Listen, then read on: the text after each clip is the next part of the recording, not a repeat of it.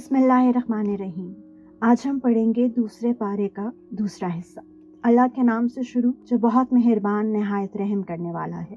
نیکی بس یہی تو نہیں ہے کہ اپنے چہرے مشرق یا مغرب کی طرف کر لو، بلکہ نیکی یہ ہے کہ لوگ اللہ پر، آخرت کے دن پر، فرشتوں پر اور اللہ کی کتابوں پر اور اس کے نبیوں پر ایمان لائیں، اور اللہ کی محبت میں اپنا مال رشتہ داروں، یتیموں، مسکینوں، مسافروں اور سائلوں کو دیں، اور غلاموں کو آزاد کرانے میں خرچ کریں، اور نماز قائم کریں اور زکوٰۃ ادا کریں، اور جب کوئی عہد کر لیں تو اپنے عہد کو پورا کرنے کے عادی ہوں، اور تنگی اور تکلیف میں نیز جنگ کے وقت صبر و استقلال کے خوگر ہوں۔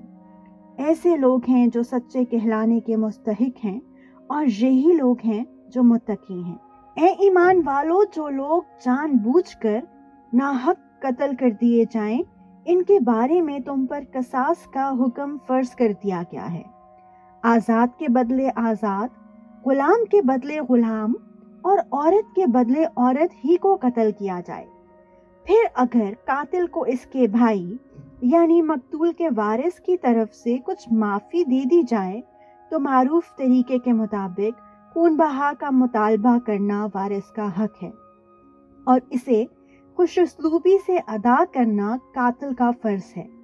یہ تمہارے پروردگار کی طرف سے ایک آسانی پیدا کی گئی ہے اور ایک رحمت ہے۔ اس کے بعد بھی کوئی زیادتی کرے تو وہ دردناک عذاب کا مستحق ہے۔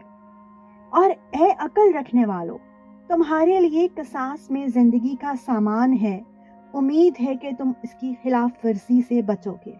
تم پر فرض کیا گیا ہے کہ اگر تم میں سے کوئی اپنے پیچھے مال چھوڑ کر جانے والا ہو تو جب اس کی موت کا وقت قریب آ جائے وہ اپنے والدین اور قریبی رشتہ داروں کے حق میں دستور کے مطابق وصیت کرے۔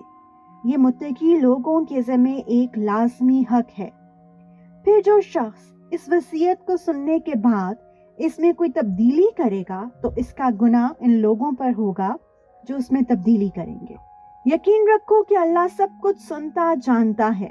ہاں، اگر کسی شخص کو یہ اندیشہ ہو کہ کوئی وصیت کرنے والا بیجا طرفداری یا گناہ کا ارتکاب کر رہا ہے اور وہ متعلقہ آدمیوں کے درمیان صلح کرا دے تو اس پر کوئی گناہ نہیں۔ بے شک اللہ تعالیٰ بہت بخشنے والا، بڑا مہربان ہے۔ اے ایمان والوں، تم پر روزے فرض کر دیے گئے ہیں جس طرح تم سے پہلے لوگوں پر فرض کیے گئے تھے، تاکہ تمہارے اندر تقویٰ پیدا ہو۔ گنتی کے چند دن روزے رکھنے ہیں، پھر بھی اگر تم میں سے کوئی شخص بیمار ہو یا سفر پر ہو تو وہ دوسرے دنوں میں اتنی ہی تعداد پوری کر لے۔ اور جو لوگ اس کی طاقت رکھتے ہوں ان کے ذمہ یہ ہے کہ وہ ایک مسکین کو کھانا کھلا کر روزے کا فدیہ ادا کر دیں۔ اس کے علاوہ اگر کوئی شخص اپنی خوشی سے کوئی نیکی کرے تو یہ اس کے حق میں بہتر، اور اگر تم کو سمجھ ہو تو روزے رکھنے میں تمہارے لیے زیادہ بہتری ہے۔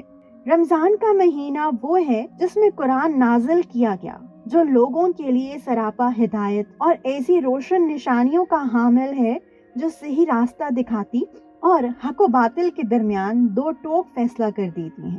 لہٰذا تم میں سے جو شخص بھی یہ مہینہ پائے وہ اس میں ضرور روزہ رکھے، اور اگر کوئی شخص بیمار ہو یا سفر پر ہو تو دوسرے دنوں میں اتنی ہی تعداد پوری کر لے۔ اللہ تمہارے ساتھ آسانی کا معاملہ کرنا چاہتا ہے اور تمہارے لیے مشکل پیدا کرنا نہیں چاہتا، تاکہ تم روزوں کی گنتی پوری کر لو، اور اللہ نے تمہیں جو راہ دکھائی اس پر اللہ کی تکبیر کہو، اور تاکہ تم شکر گزار بنو۔ اور اے پیغمبر، جب میرے بندے آپ سے میرے بارے میں پوچھیں تو آپ ان سے کہہ دیجیے کہ میں اتنا قریب ہوں کہ جب کوئی مجھے پکارتا ہے تو میں پکارنے والے کی پکار سنتا ہوں، لہٰذا وہ بھی میری بات دل سے قبول کریں اور مجھ پر ایمان لائیں تاکہ وہ راہ راست پر آ جائیں۔ تمہارے لیے حلال کر دیا گیا ہے روزوں کی رات میں تم اپنی بیویوں سے بے تکلف صحبت کرو، وہ تمہارے لیے لباس ہیں اور تم ان کے لیے لباس ہو۔ اللہ کو علم تھا کہ تم اپنے آپ سے خیانت کر رہے تھے، پھر اس نے تم پر عنایت کی اور تمہاری غلطی معاف فرما دی۔ چنانچہ تم ان سے صحبت کر لیا کرو، اور جو کچھ اللہ نے تمہارے لیے لکھ رکھا ہے اسے طلب کرو، اور اس وقت تک کھاؤ پیو جب تک صبح کی سفید دھاری سیاہ دھاری سے ممتاز ہو کر تم پر واضح نہ ہو جائے۔ اس کے بعد رات آنے تک روزے پورے کرو اور اپنی بیویوں سے اس حالت میں مباشرت نہ کرو جب تم مسجدوں میں اعتکاف بیٹھے ہو۔ یہ اللہ کی مقرر کی ہوئی حدود ہیں، لہٰذا ان کی خلاف ورزی کے قریب بھی مت جانا۔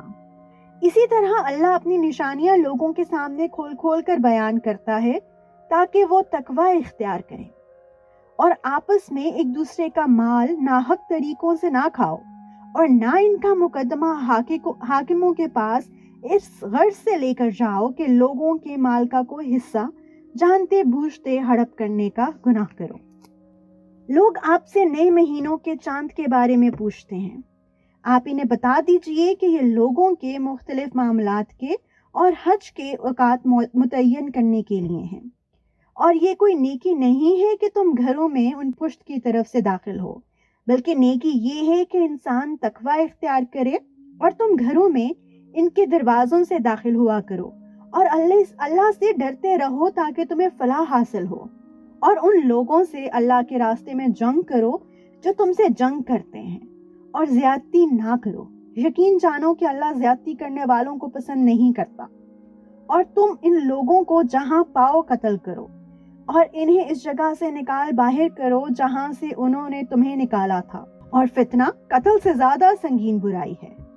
اور تم ان سے مسجد حرام کے پاس اس وقت تک لڑائی نہ کرو جب تک وہ خود اس میں تم سے لڑائی شروع نہ کریں۔ ہاں، اگر وہ تم سے اس میں لڑائی شروع کر دیں تو تم ان کو قتل کر سکتے ہو، ایسے کافروں کی سزا یہی ہے۔ پھر اگر وہ باز آ جائیں تو بے شک اللہ بہت بخشنے والا بڑا مہربان ہے، اور تم ان سے لڑتے رہو یہاں تک کہ فتنہ باقی نہ رہے اور دین اللہ کا ہو جائے۔ پھر اگر وہ باز آ جائیں تو سمجھ لو تشدد سوائے ظالموں کے کسی پر نہیں ہونا چاہیے۔ حرمت والے مہینے کا بدلہ حرمت والا مہینہ ہے، اور حرمتوں پر بھی بدلے کے احکام جاری ہوتے ہیں۔ چنانچہ اگر کوئی شخص تم پر کوئی زیادتی کرے تو تم بھی ویسی ہی زیادتی اس پر کرو جیسی زیادتی اس نے تم پر کی ہو، اور اللہ سے ڈرتے رہو، اور اچھی طرح سمجھ لو کہ اللہ انہی کا ساتھی ہے جو اس کا خوف دل میں رکھتے ہیں، اور اللہ کے راستے میں مال خرچ کرو، اور اپنے آپ کو خود اپنے ہاتھوں ہلاکت میں نہ ڈالو، اور نیکی اختیار کرو، بے شک اللہ نیکی کرنے والوں سے محبت کرتا ہے۔ اور حج اور عمرہ اللہ کے لیے پورا پورا ادا کرو۔ ہاں، اگر تمہیں روک دیا جائے تو جو قربانی میسر ہو اللہ کے حضور پیش کر دو، اور اپنے سر اس وقت تک نہ منڈاؤ جب تک قربانی اپنی جگہ نہ پہنچ جائے۔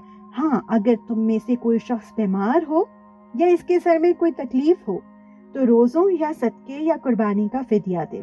پھر جب تم امن حاصل کر لو تو جو شخص حج کے ساتھ عمرے کا فائدہ بھی اٹھائے، وہ جو قربانی میسر ہو اللہ کے حضور پیش کرے۔ ہاں، اگر کسی کے پاس اس کی طاقت نہ ہو تو وہ حج کے دنوں میں 3 روزے رکھے، اور 7 روزے اس وقت جب تم گھروں کو لوٹ جاؤ۔ اس طرح یہ کل 10 روزے ہوں گے۔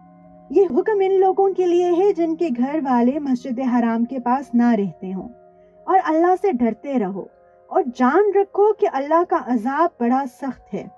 حج کے چند متعین مہینے ہیں، چنانچہ جو شخص ان مہینوں میں احرام باندھ کر اپنے اوپر حج لازم کر لے تو حج کے دوران نہ وہ کوئی فحش بات کرے، نہ کوئی گناہ، نہ کوئی جھگڑا، اور تم جو کوئی نیک کام کرو گے اللہ اسے جان لے گا۔ اور حج کے سفر میں زاد راہ ساتھ لے جایا کرو، کیونکہ بہترین زاد راہ تقویٰ ہے۔ اور اے عقل والو، میری نافرمانی سے ڈرتے رہو۔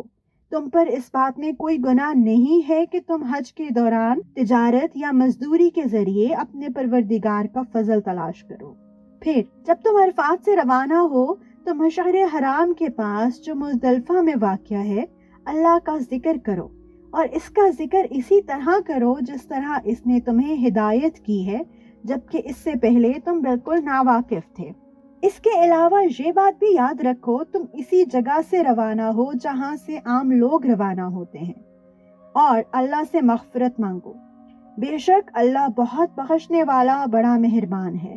پھر جب تم اپنے حج کے کام پورے کر چکو تو اللہ کا اس طرح ذکر کرو جیسے تم اپنے باپ دادوں کا ذکر کیا کرتے ہو، بلکہ اس سے بھی زیادہ ذکر کرو، اب بعض لوگ تو وہ ہیں جو دعا میں بس یہ کہتے ہیں کہ اے ہمارے پروردگار ہمیں دنیا میں بھلائی فرما، اور آخرت میں ان کا کوئی حصہ نہیں ہوتا۔ اور انہی میں سے وہ بھی ہیں جو یہ کہتے ہیں کہ اے ہمارے پروردگار ہمیں دنیا میں بھی بھلائی عطا فرما اور آخرت میں بھی بھلائی، اور ہمیں دوزخ کے عذاب سے بچا لے۔